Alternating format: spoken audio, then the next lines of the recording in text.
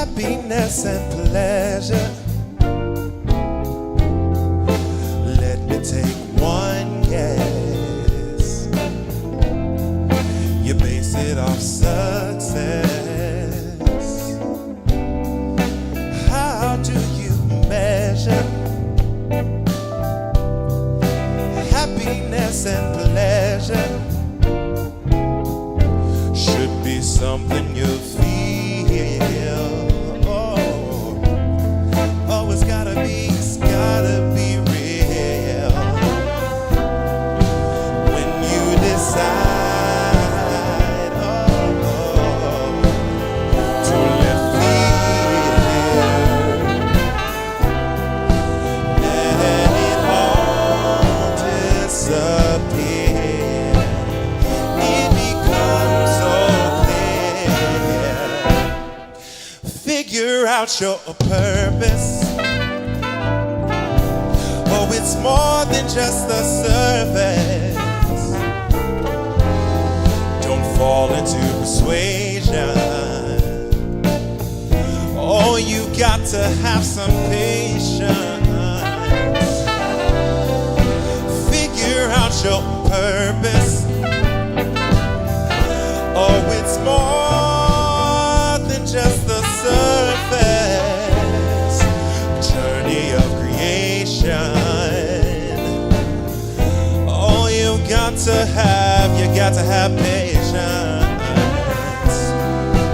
When you decide to let feel,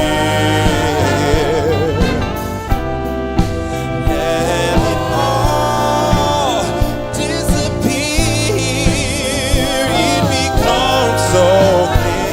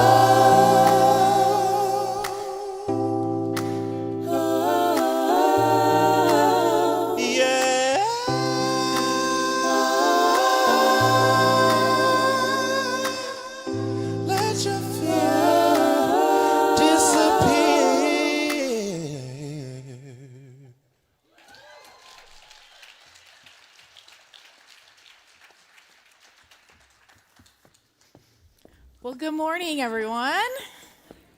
And welcome to everyone who is joining us online. We're so glad that you have joined us today.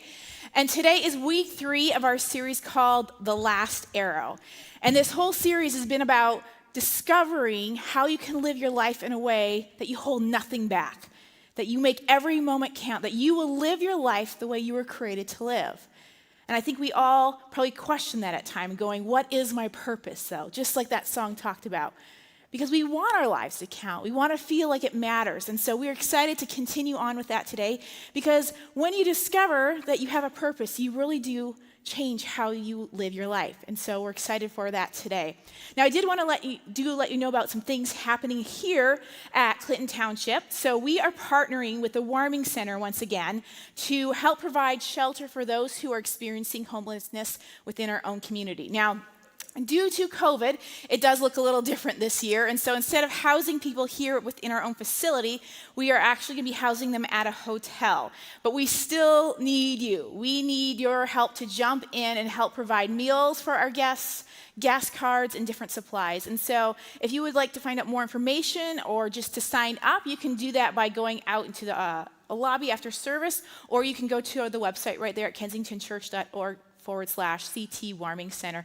And you will find out information and just to sign up, because we want this to be a success, and so we need you for that. But more than anything, this is just another opportunity that we have to be on mission, to reach the one with the love of Jesus for people right here in our own community. So we'd love for you to consider that.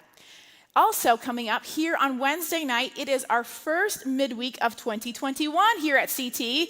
And so we are so excited about that. Our team has been putting together an incredible night, and we are looking forward to it. We're going to have a great time of just worship and being in music. Plus, our interim executive lead pastor, Danny Cox, is going to be with us. So it is going to be an incredible night. And so we would invite you to come back and join us on Wednesday night, whether you come in person or online. You will not want to miss it. And so we hope we'll see you on Wednesday night. Now, I just want to take a few moments, and we're going to share with you a little bit more of some other things happening in and around Kensington. So watch this.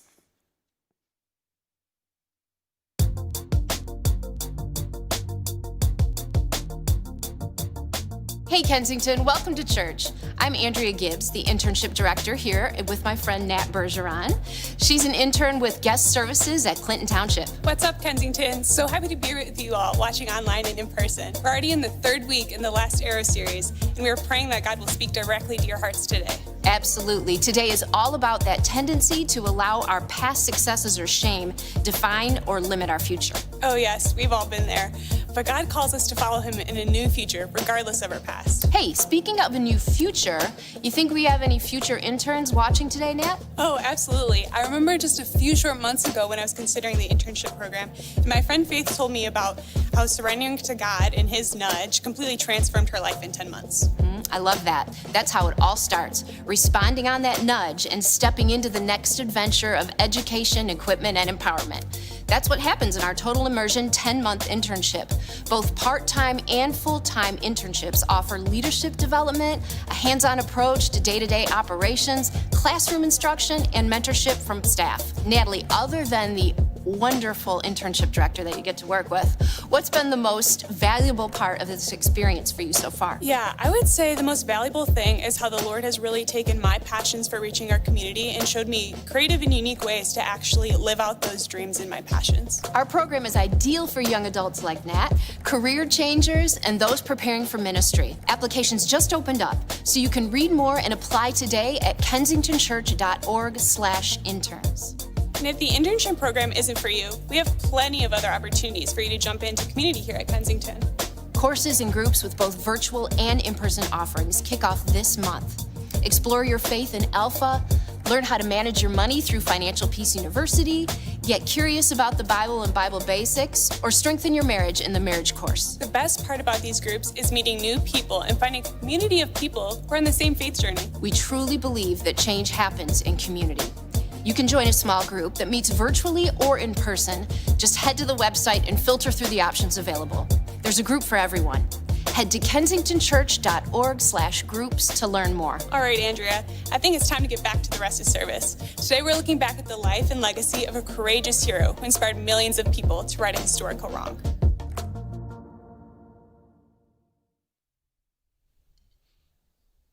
Martin Luther King dedicated his life to love and to justice between fellow human beings. He died in the cause of that effort. In this difficult day, in this difficult time for the United States, it's perhaps well to ask what kind of a nation we are and what direction we want to move in. When you come to the point that you look in the face of every man and see deep down within him what religion calls the image of God, you begin to love him in spite of. No matter what he does, you see God's image there. One day, when the glory comes, it will be ours. It will be ours. Oh, one day, when the war is won, we will be sure. We will be sure. Oh, glory. Oh, glory. Glory. I have a dream every hill and mountain shall be made low, the rough places will be made plain, and the crooked places will be made straight, and the glory of the Lord shall be revealed, and all flesh shall see it together. This is our hope. This is a faith that I go back to the South with. One day, when the glory comes, it will be ours. It will be ours. Oh, glory. Oh, Glory, yeah. glory, I don't know what will happen now. glory. We've got some difficult days ahead. But it really doesn't matter with me now, because I've been to the mountaintop. I don't mind. Like anybody, I would like to live a long life. Longevity has its place. But I'm not concerned about that now. I just want to do God's will. And He's allowed me to go up to the mountain. And I've looked over and I've seen the promised land. Now the war is not over, victory isn't won, and we'll fight on to the finish. When it's all done, we'll cry glory, glory, glory, oh glory, glory. I want you to know tonight that we as a people will get to the promised land.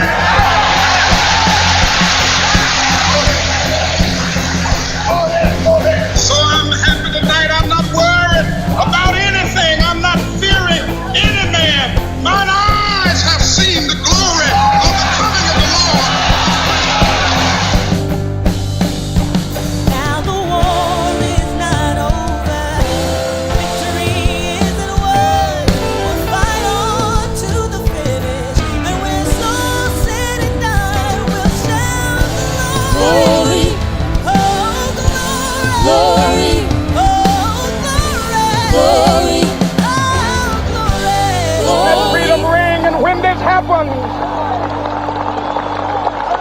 and when we allow freedom ring, when we let it ring from every village and every hamlet, from every state and every city, we will be able to speed up that day when all of God's children, black men and white men, Jews and Gentiles, Protestants and Catholics, will be able to join hands and sing in the words of the old Negro spiritual, free at last, free at last. Thank God Almighty, we are free at last. One day, when the glory comes, it'll be ours. Glory, It'll be ours. glory, Oh, glory. Oh, glory. Glory. glory, Oh, glory. glory.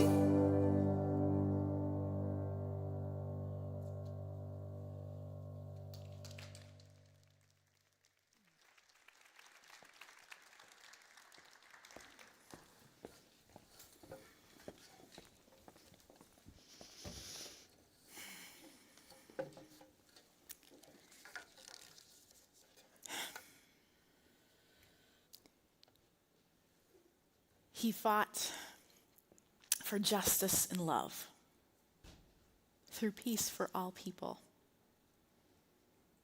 Martin Luther King Jr., one of his hopes and desires was that we would all experience the beloved community, that we could live together in reconciliation and redemption and in love.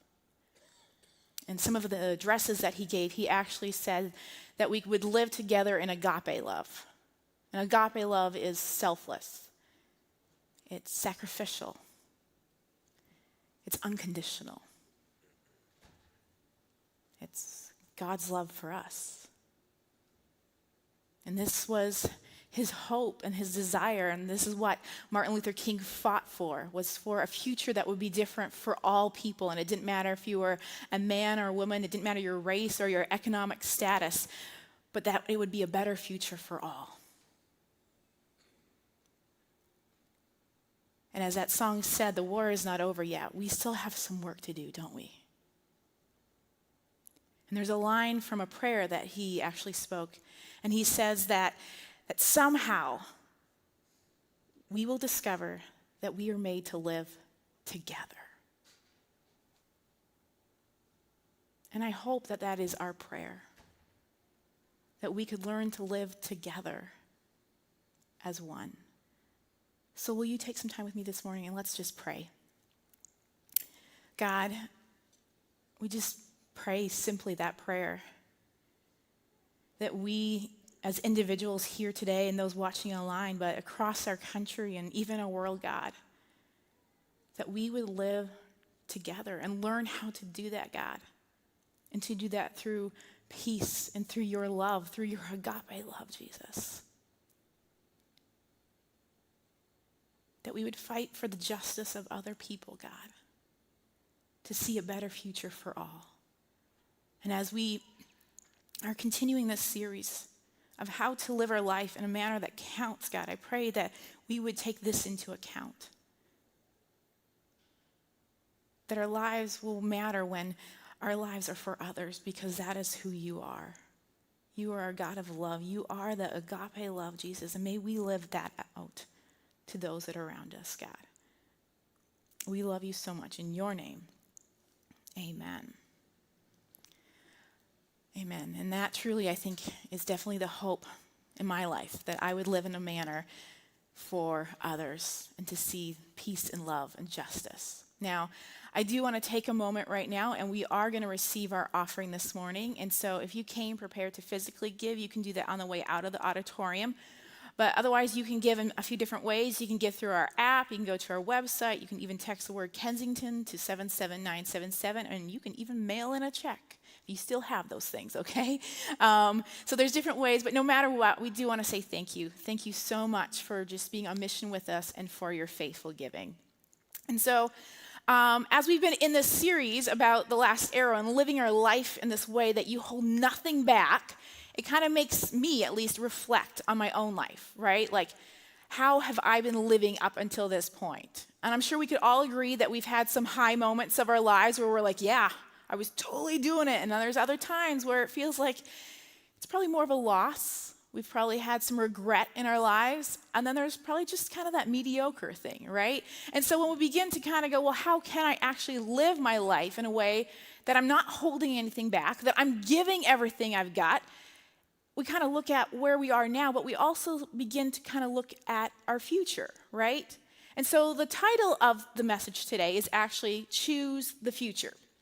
Because here's the thing, the future is coming, no matter what, okay? No matter whether you choose it or not, the future is coming. So then that gives us a question of like, well, then how can we choose the future? Now, there are a lot of choices in life, right? It's estimated that the average adult makes about 35,000 remotely conscious choices every single day. Like, that's a lot of choices that you're making, okay? That's everything from like, what time should I get up in the morning? Am I gonna hit snooze again? You know, am I going to shower?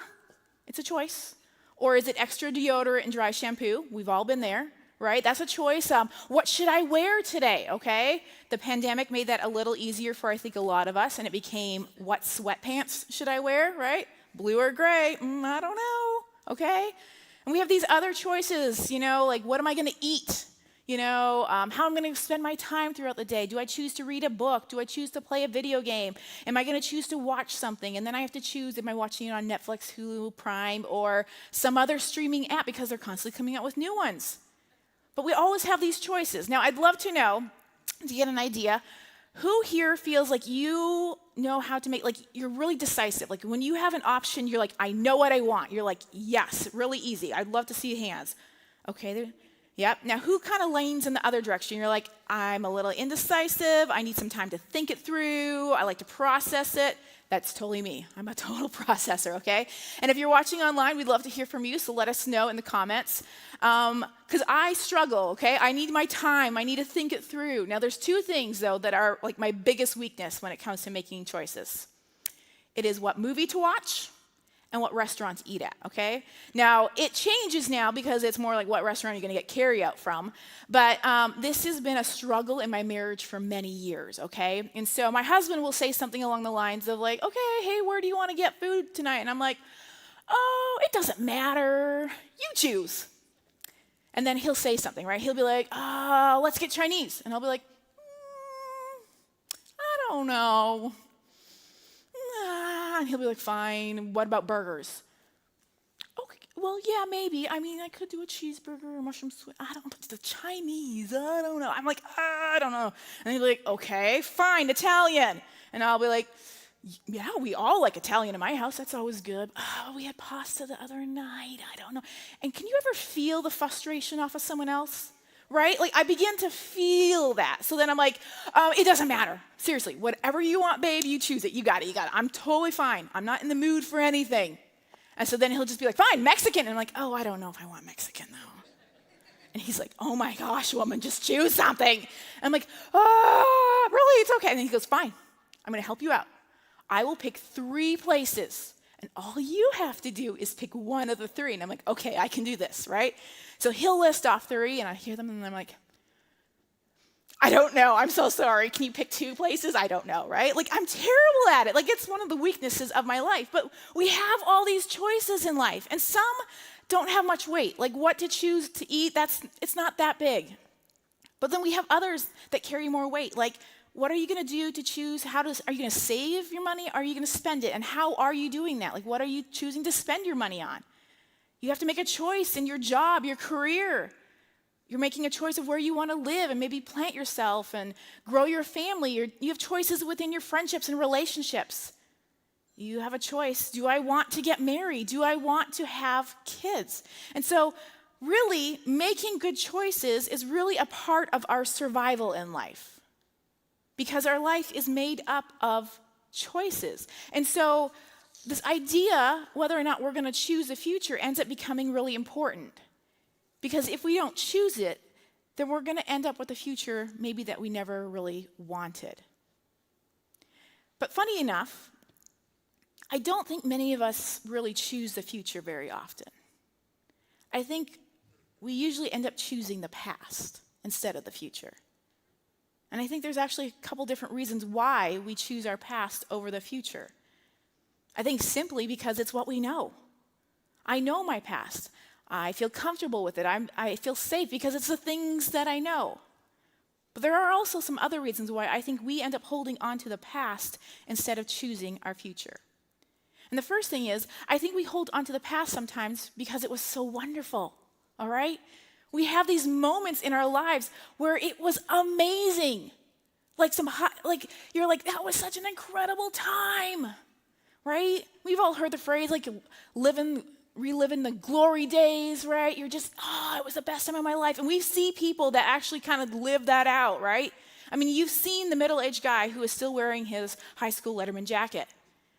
And you have a 5-minute conversation with him, he's going to be like, it was the best time of my life, 83 champs. And you're like, wow, like you were there still. But it's because we loved it, right? We experienced things in it that made us so incredibly happy and full of joy. It was amazing. So we hold on to that. Now, I brought here my trunk today. I'm sure many of us have something similar where we hold on to some of the wonderful moments of our life. So I have a trunk. I also have some tubs at home that have like some of the baby clothes from when my boys were little, some of their school stuff. I have like a suitcase with things from my childhood, right? Because we like to hold on to the amazing parts of our past. And so, some of that can just be simply, a lot of us probably have somewhere where we keep our pictures that mean something, right? The amazing moments of our life, whether it was your wedding day or maybe it was a special vacation or it was a time with your friends, and you love it because it was so good. it means something to you. So we hold on to these because it was an awesome time in your life. And then there's other things, though, that we hold on to that were really good in our past. Maybe it was because you were the champs in '83, okay? You won a medal, you were on a team, and you guys were the best. I mean, we like to feel that, right? When we're the best, that feels awesome. When you worked hard and you achieved something and you had that success, it's incredible. You're like, yeah, look at this. Maybe it was you were on a team or you were employee of the month. I don't know if they still give out those plaques, but you did something, you achieved something, you were part of a group, and you guys were the best, and it feels awesome. So you hold on to it. Sometimes it's in the success and the achievement comes in the form of a diploma, a degree, a certificate, right? You went back to school, you got your PhD, and you're like, look what I did. Man, and this is to be proud of. Like, you earned it, you worked really hard, you had the success. So we hold on to these moments. Sometimes we will buy something, right? We'll get a new car, or we just hold on to the moments. And for me, a big part of my life where I had a lot of success for a while was in an instrument that I played. And so everything that I did was revolved around that. And it made me feel good because I was really good at it. People noticed me. People acknowledged me. People went, wow, you did really awesome. And as part of this group and this group, and you kind of hold on to it because who doesn't want to feel awesome, right? We like that. So we hold on to those moments. Sometimes we become even obsessed with our own success. And so the idea of letting go of the past when it's been so awesome sometimes doesn't feel so good. Because what if? What if it's not the same? What if it's not as good? I think sometimes we even hide behind our success because what if I step out and I fail and I don't have success again? What if that success was like the peak pinnacle of my life? Like, that's it. It's like downhill from here. I don't know if I want to step out and fail. And that's a very vulnerable place to be. I don't know if I want that. Now, there's a guy in the New Testament, and his name is Paul, and he was very successful. I mean, he actually goes on to write a lot of the New Testament, but he was originally known as Saul. Now, as Saul, he was kind of the man. I mean, he had an education, he had a Pharisee background, he was a Roman citizen, he had it going on, okay? Like, people were like, you're the man, Saul. He was even one of the biggest antagonists against the Jesus followers, which gave him even more status. Like, he was the guy. But then he ends up having an encounter with God, and it flips his life right upside down. I mean, so much so that he goes from being known as Saul to Paul, okay? And then he goes on and is this huge influence of the message of Jesus, right? The good news, and it goes on to write like the parts of the New Testament. I mean, we're still talking about him to this day, right? But there's a letter that he wrote, and he reflects back on some of the success that he has. And so we're going to pick this up here in the book of Philippians. And it says this in chapter 3. He says, I once thought these things were valuable. So I once thought that all my successes, the achievements, the medals, the awards, whatever it was, he's saying, I once thought this was what was valuable. But now I consider them worthless because of what Christ has done. Yes, everything else is worthless when compared with the infinite value of knowing Christ Jesus, my Lord. For his sake, I have discarded everything else, counting it all as garbage, so that I could gain Christ and become one with him. I don't mean to say that I've already achieved these things or that I've already reached perfection, but I press on to possess that perfection for which Christ Jesus first possessed me. No, dear brothers and sisters, I have not achieved it. But I focus on this one thing, forgetting the past and looking forward to what lies ahead. I press on to reach the end of the race and receive the heavenly prize for which God through Christ Jesus is calling us. So Paul looks at his past and he sees all the success, all the achievements, all the great things. And he goes, it's a loss. It's garbage. Now, I'm going to be very honest. When I look back at my life and at the successes that I've had, I really don't want to call it garbage. There's some things that, like, I poured everything of who I was into, some things that took months, some things that took years before I felt like I had any success. I really don't want to call that garbage. I don't want to call that a loss. Now, I really don't think Paul is saying is that it didn't matter, because I really believe those moments do matter in our lives. I believe that God gives us opportunities. He gave you skills and talents that you were able to use in those moments. So it's not that it didn't matter, but he's saying compared to what God has for you, it's a loss. He's kind of giving us a warning. He's saying, like, if you just hold on to that, you're actually going to miss out, because compared to what lies ahead for you in the future with Christ, all of that, all of the amazing, the successful, the achievements, it's a loss. It's garbage. And the risk of living in the past and in our past success is that we're going to miss out on something that's far greater for us in our future. And those of us who are Christ followers, listen up. Because sometimes we hold on to the past because that's where we met God.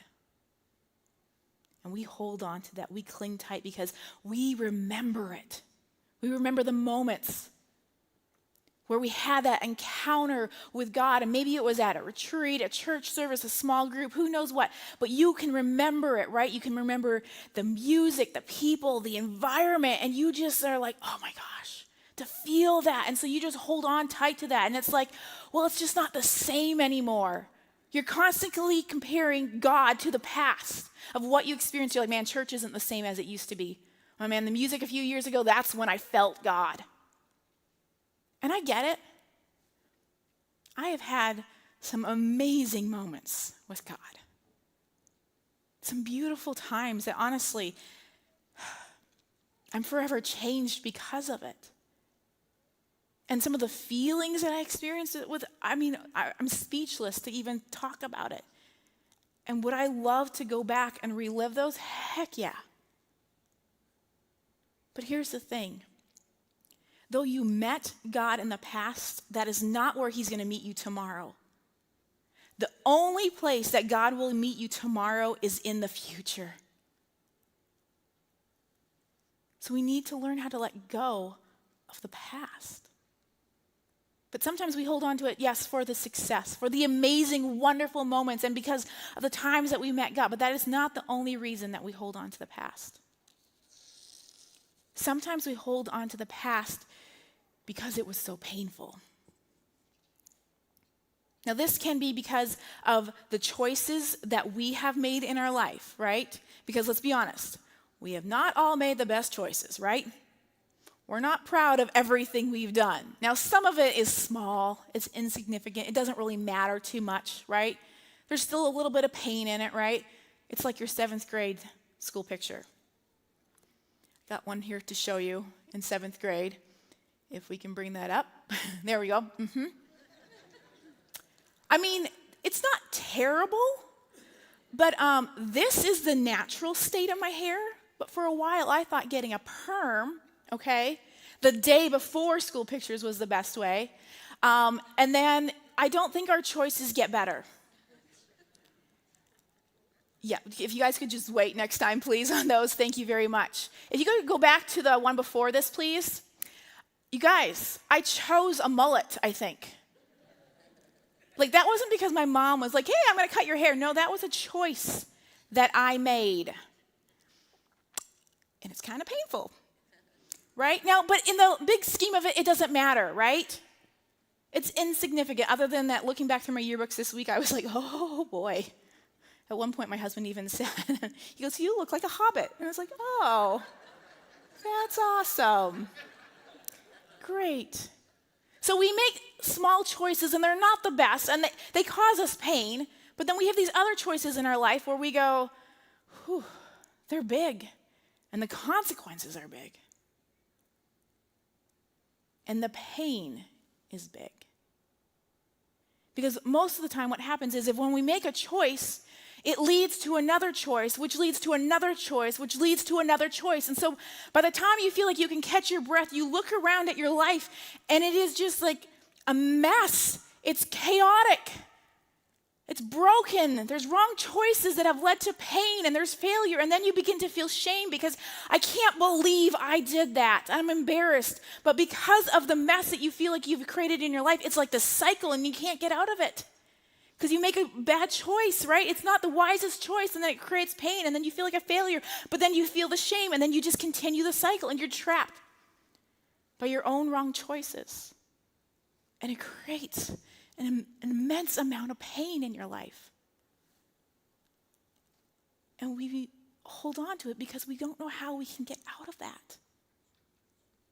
Now, sometimes the pain, though, comes from the choices of others. And there's nothing that you could have done to change it, prevent it. It's as if their life almost crashes into you and it leaves you wrecked, broken, and shattered. And so you end up holding on to the brokenness and the pain. Because how do I move on? I guess this is who I am. I'm just broken. I'm just damaged. I know a few years ago, someone that I deeply respected, who was very important in my life and very influential in my life, deeply hurt me. I really don't think there's been another time in my life where I felt so raw and numb from emotional pain. Within a few days of everything happening, my family and I, we were actually off to my in-laws, which was out of state, and I don't even recall how I got there. Like, I know we flew, but I don't know. I just remember somehow at one point, I ended up on the couch, like I had fallen into the couch. And my coat was still on, zipped up, hood up, hat on, and that's where I stayed. Like, I didn't move. There was nothing left in me. I was so emotionally broken to the point that I couldn't talk. To say that I was a shell of a person felt like I gave more credit to it because I was done. I was shattered. And the thing is, I think, is when we have pain in our lives, the longer that we live with the pain, the more normal it becomes. Even if it doesn't feel good, it becomes our normal. And the idea of moving on is we don't like it because I don't know if I want to risk getting hurt again. I don't know if I can take that.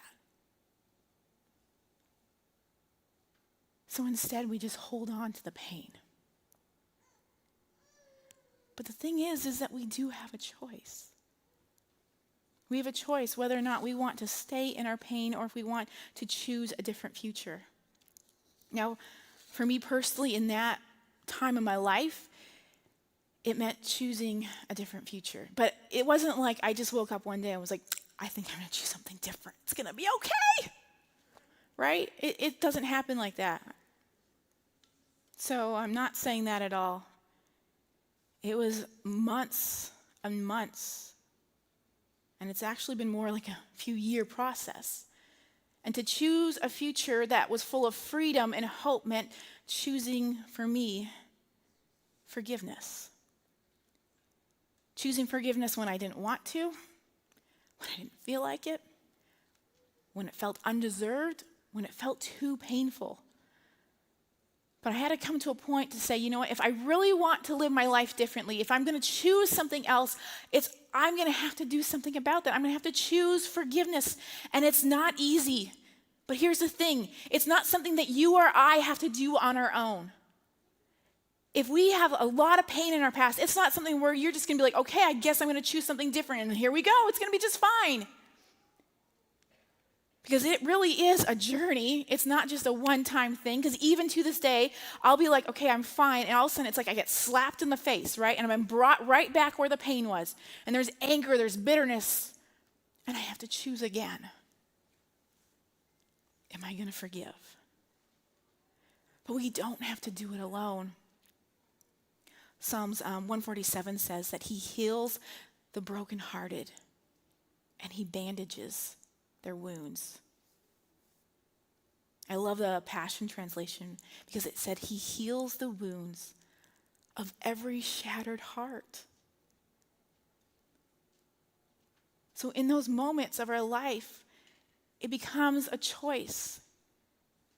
Do we trust Christ with the pain?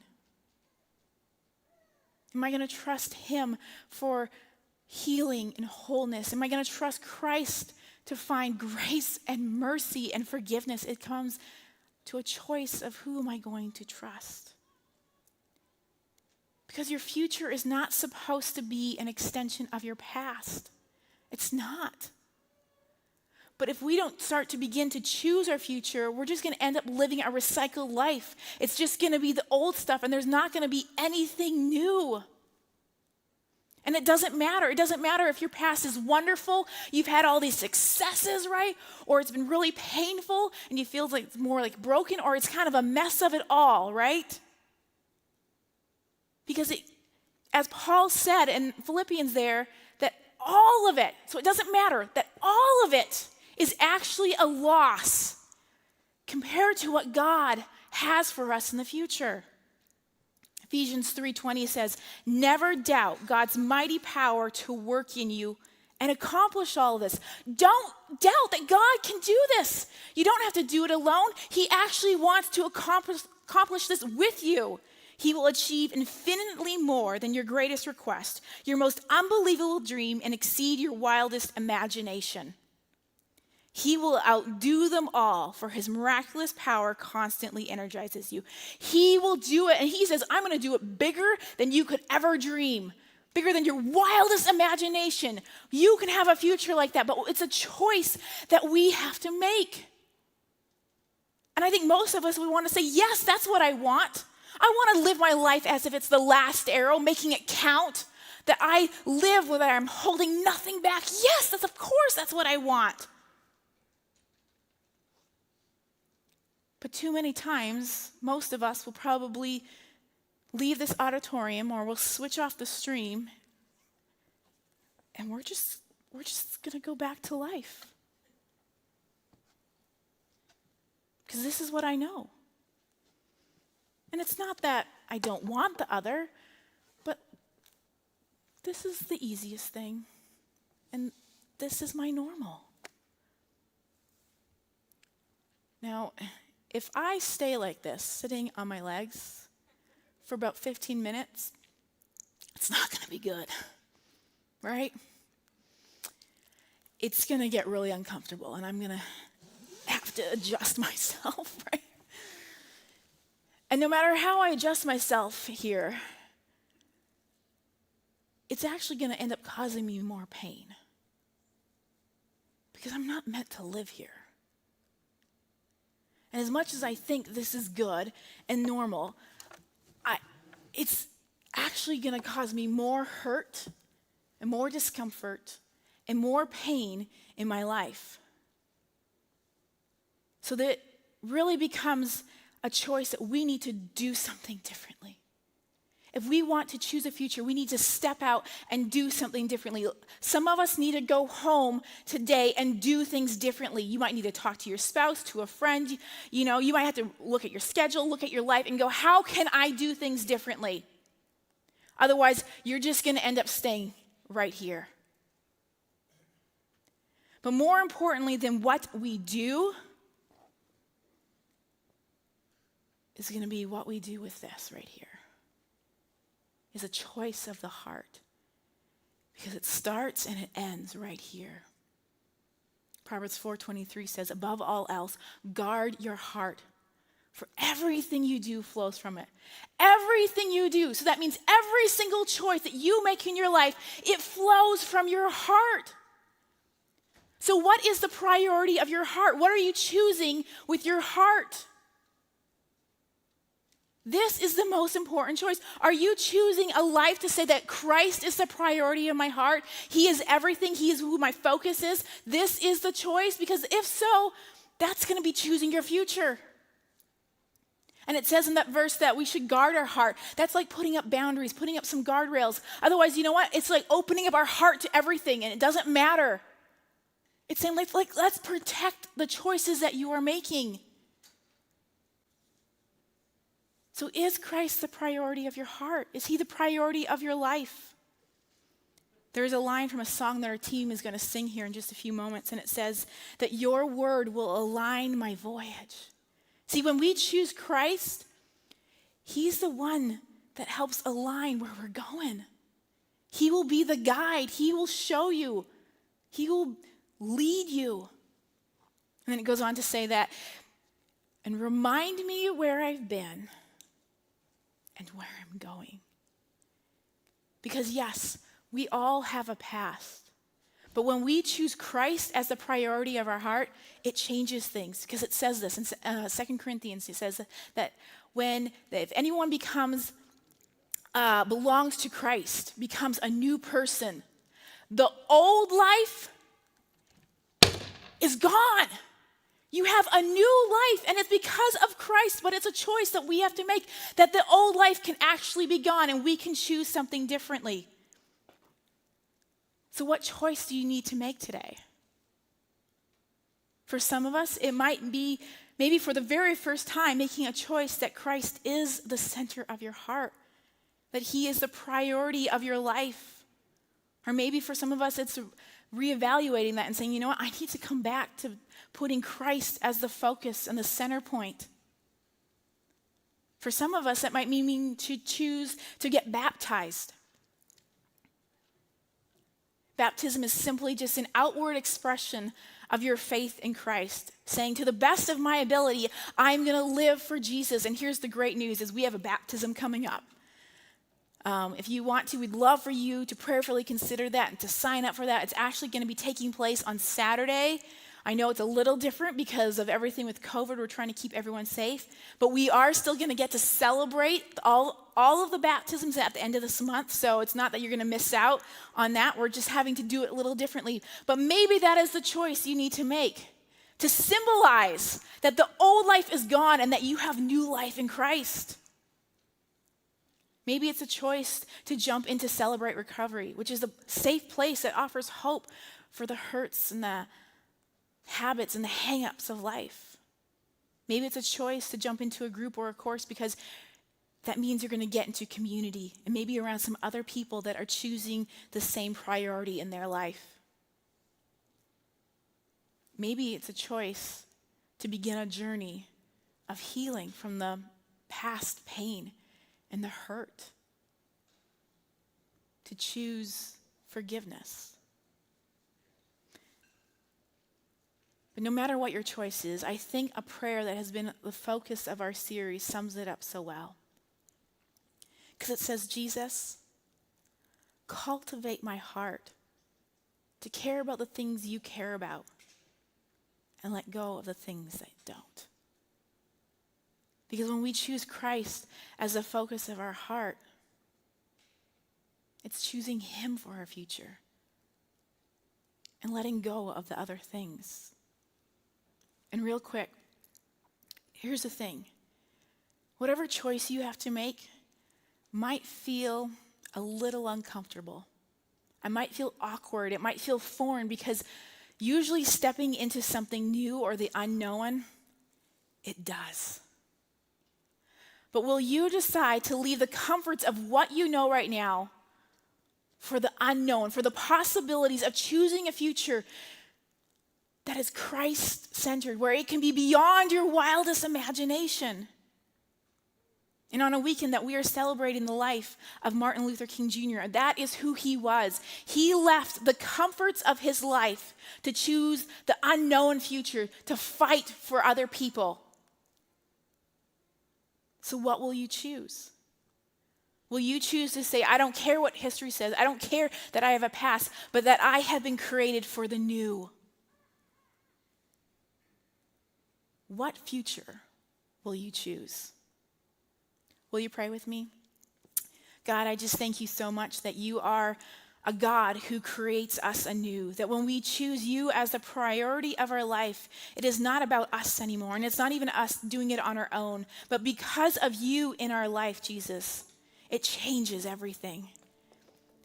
And that when we choose you, we choose a future with you, Jesus.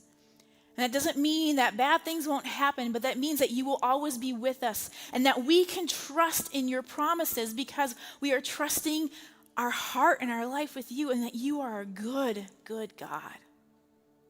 You will not leave us. You will not forsake us, Jesus. And you have new things for us. May we continue to choose you, Jesus, and cultivate the things in our heart that you care about. In your name, amen.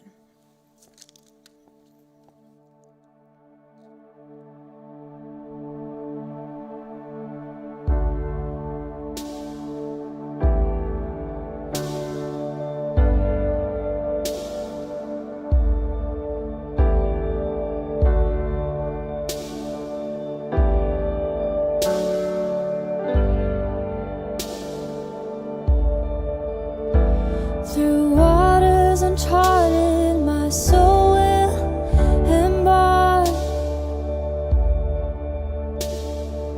I'll follow your voice straight into the dark.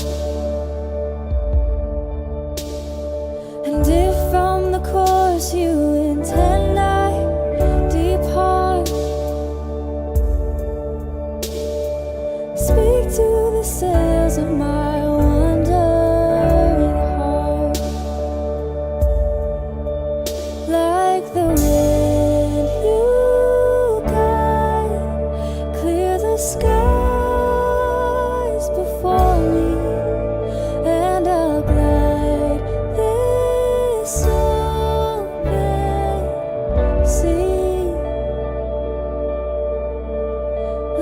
the stars, your word will align my voyage and remind me where I've been and where I am going.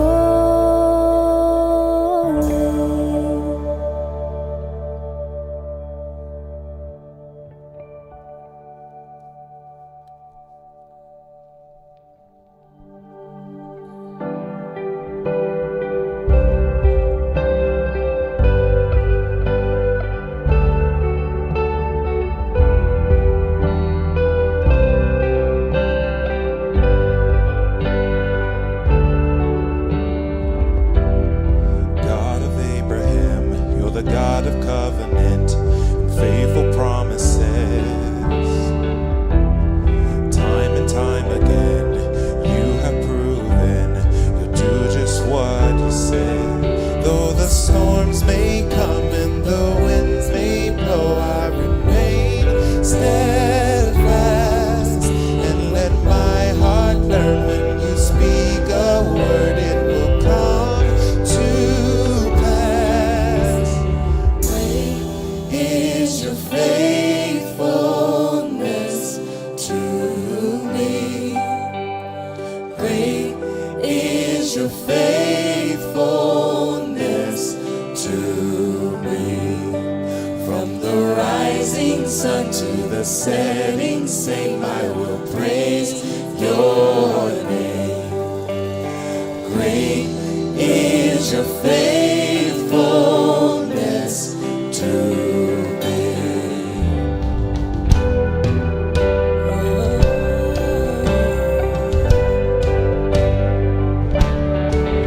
Though the seasons change, you remain the same.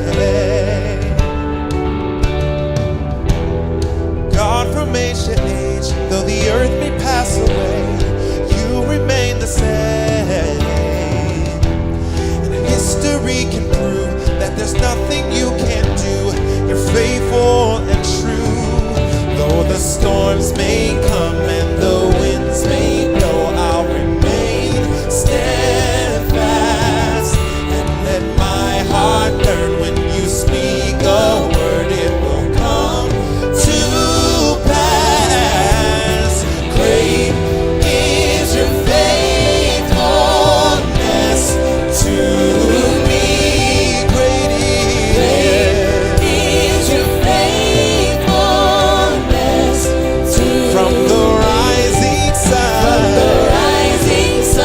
the setting I will sun. I will praise your Great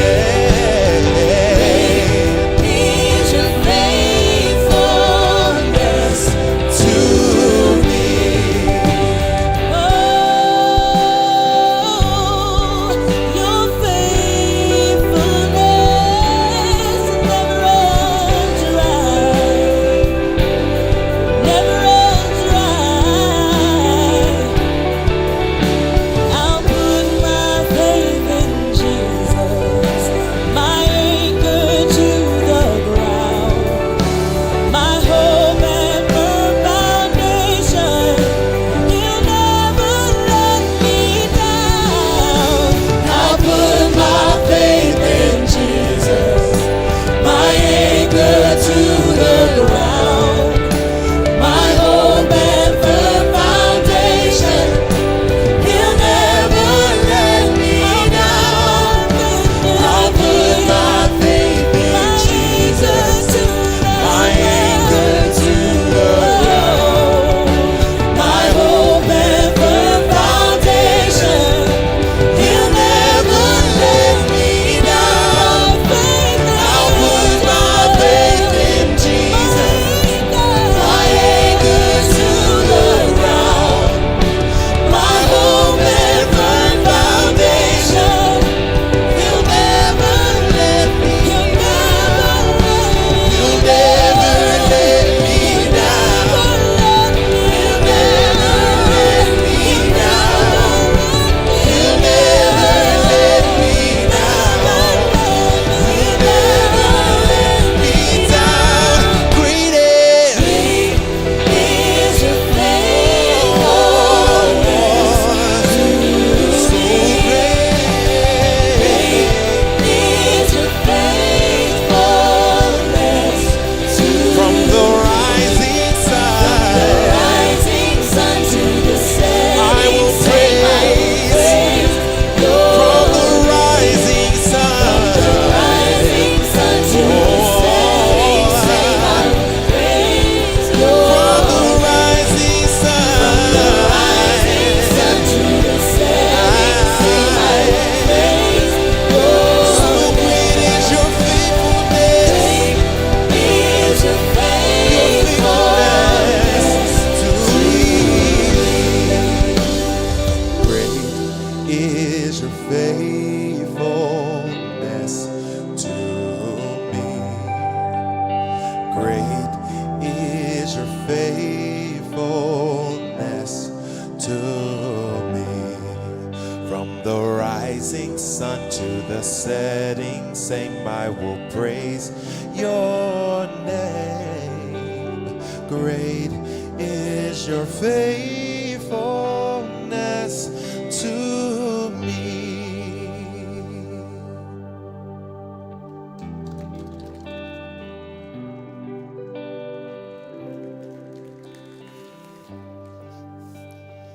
When we choose Christ as the priority of our life and for our future, we can trust in his promises.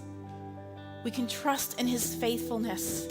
That no matter what happens, whether we have amazing times when we're successful or life is hard and painful, that we can still trust him because he is a faithful God. He is a good God who is always, always for you. We can trust in his promises. And that's the best news of all. I'm so, so thankful for that. I want to let you know that we do have our prayer team available out in the lobby. So if you'd like to meet with someone, please stop by. They are there for you. Otherwise, we hope to see you back here on Wednesday night for midweek. It's going to be an incredible night, and you will not want to miss it. So come on back on Wednesday night. Otherwise, have an awesome day and go choose your future.